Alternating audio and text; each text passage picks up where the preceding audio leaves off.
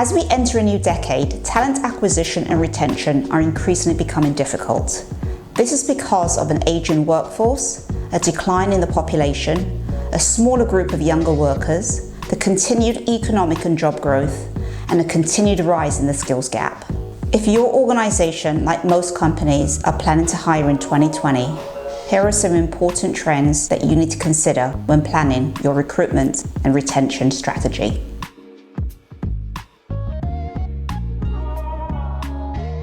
Firstly, millennials are now the largest generation in the workforce. It's important to know how they think, what motivates them, and how to attract and retain them.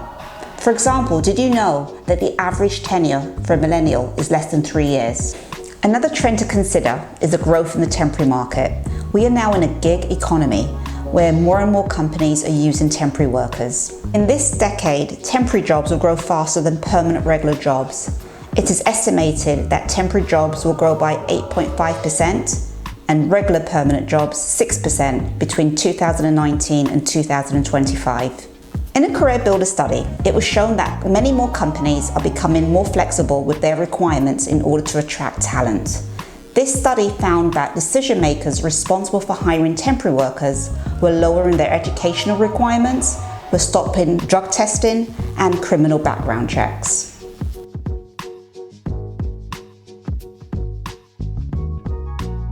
In regards to retaining talent, another study illustrates that the majority of adults consider a company's culture before applying for a job. According to this study done by Glassdoor, almost 3/4 would consider changing jobs if their current company's culture deteriorates. Job seekers want to work for a company whose values align with their own and whose mission they want to get behind. Also, it's important for companies to prepare their employees for many technological changes, as the need for digital and software skills will grow.